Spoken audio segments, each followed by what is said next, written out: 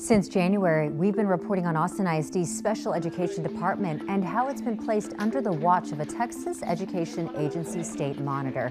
One of TEA's main goals, to clear the district's evaluation backlog to see if hundreds of students qualify for special education services.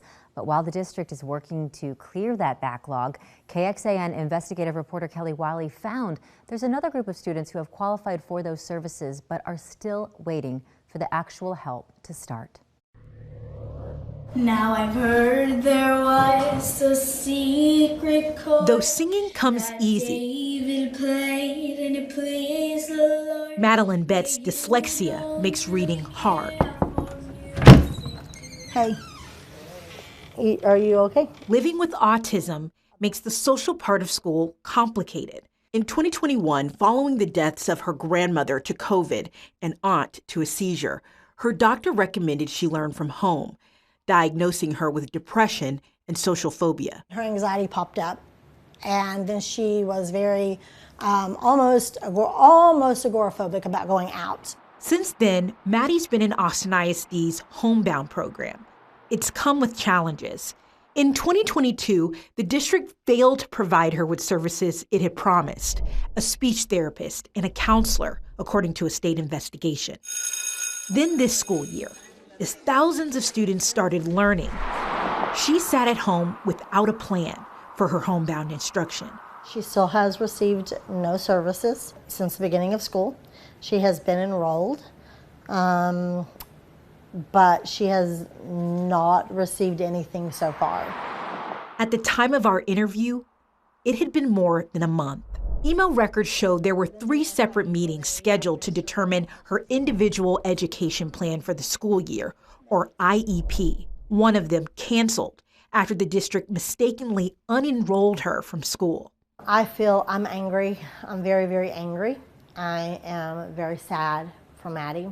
What their priority is what TEA is on them about, which is the evaluations. That's what they are fixing. They are not fixing anything else. Federal law says school districts have to evaluate a student suspected of needing special education services 45 school days after receiving parental consent. It's what TEA investigators found AISD repeatedly failed to do on time. But once the district determines a student qualifies, Texas law requires districts to create a plan, or IEP, for how they'll help the student within 30 calendar days. Help like reading intervention, small groups for dyslexia, counseling, and speech therapy. Even when the district fails to evaluate a student on time, it still gets the full 30 days to create the plan. In September, KXAN investigators found there's another backlog within AISD.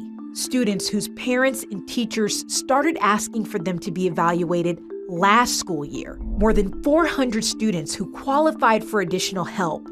But still, a summer later and weeks into the new school year, they were waiting. Our team also found there were 30 additional students waiting even longer, flagged 2 school years ago, still waiting for services to start. This was my takeaway with the parents who are pushing for all these evaluations.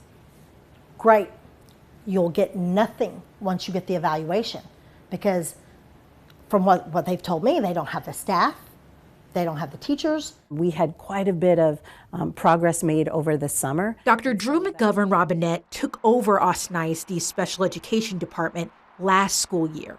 We were trying to make sure that we were fulfilling as many, if not all of those, that could be within the appropriate timeline. Some of those might have been missed. These 400 kids who were waiting on their services to be determined and implemented, were they all within timeline? No, I can't speak to whether or not all of them were in timeline.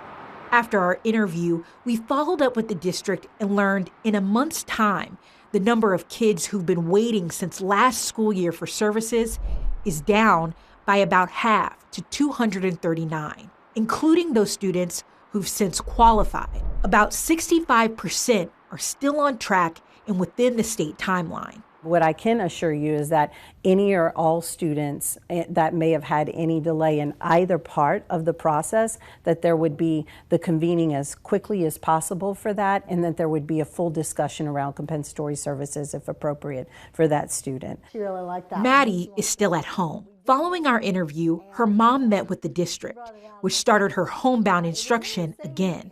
Her plan includes a slow transition back to in-person classes. There's a lot of unknowns at this point now, like, are they going to be able to catch her up in time? What is important is that she gets the instruction here and that they teach her that school is going to be a safe place for her. Dr. Robinette talked about those compensatory services. Kelly Wiley joining us now in studio.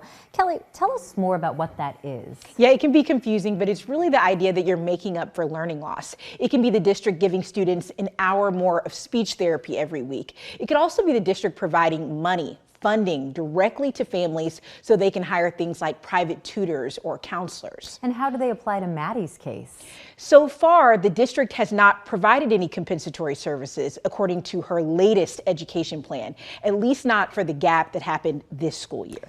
And we know the state has been criticized over its own issues around special education. Austin ISD, in fact, is also spending more than what the state gives them for special education. So the question tonight, are other districts and charter schools in the same situation? I know a lot of people are wondering this. The Texas Education Agency from last school year shows 81% are evaluating 100% of their students on time. That's including the 6th largest district in the country, Houston ISD. Meanwhile, Austin ISD is among at least 200 districts and charters that are non-compliant. In fact, the data shows only 4 other school districts in the state with a lower compliance rate than Austin ISD that year. Keep in mind, the timeline is still running on all of this, so we will keep following up with the district to see how they're progressing with evaluating students and getting them these services. We know parents really appreciate that. Kelly, thank you so much. Thank you. A closer look at the timeline of special education issues at AISD and more perspective on the backlog data online now in this story in the investigative section of KXAN.com.